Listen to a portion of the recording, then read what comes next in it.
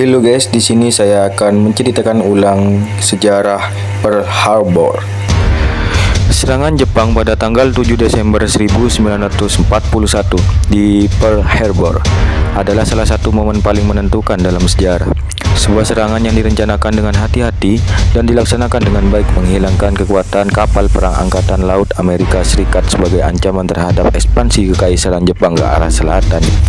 Amerika yang tidak siap dan kini sangat lemah tiba-tiba dimasukkan ke dalam Perang Dunia Kedua sebagai pihak yang berperang penuh.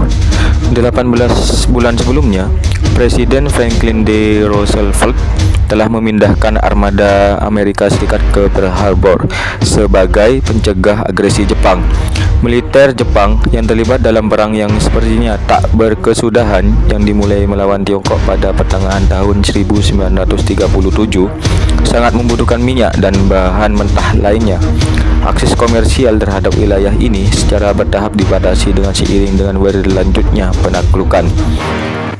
Pada bulan Juli 1941, negara-negara barat secara efektif menghentikan perdagangan dengan Jepang. Sejak saat itu, ketika Jepang yang putus asa berencana untuk merebut Hindia Timur dan Asia Tenggara yang kaya akan minyak dan mineral, Perang Pasifik hampir tidak dapat dihindari.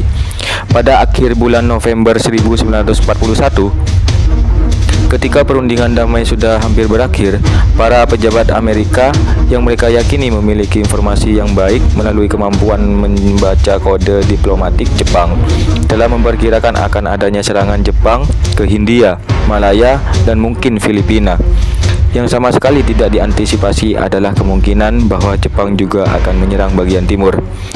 Pangkalan armada AS di Pearl Harbor dapat dijangkau dengan kapal induk dan Angkatan Laut Jepang diam-diam mengirim kapal induk melintasi Pasifik dengan kekuatan serangan udara yang lebih besar daripada yang pernah terlihat di lautan dunia. Pesawatnya menyerang tepat sebelum jam 8 pagi pada tanggal 7 Desember. Dalam waktu singkat 5 dari 8 kapal perang di Pearl Harbor tenggelam, sisanya rusak. Beberapa kapal lain dan sebagian besar pesawat tempur yang berbasis di Hawaii juga hancur dan lebih dari 2.400 orang Amerika tewas. Segera setelah itu, pesawat-pesawat Jepang melenyapkan sebagian besar Angkatan Udara Amerika di Filipina dan Angkatan Darat Jepang mendarat di Malaya. Keberhasilan besar Jepang ini yang dicapai tanpa adanya formalitas diplomasi sebelumnya mengejutkan dan membuat marah rakyat Amerika yang sebelumnya terpecah belah hingga mencapai tingkat persatuan yang tidak pernah terlihat sebelumnya. Atau sejak saat itu, selama 5 bulan berikutnya, serangan Jepang yang luas tidak terganggu oleh perlawanan yang membuahkan hasil. Semangat Amerika dan sekutu pun ikut terpuruk dalam kondisi politik normal.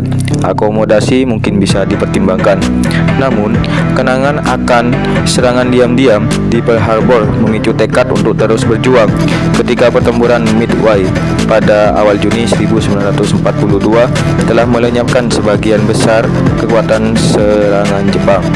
Kenangan yang sama memicu perang tanpa henti untuk membalikkan penaklukannya dan menyingkirkannya serta sekutu Jerman dan Italia sebagai ancaman masa depan terhadap perdamaian dunia.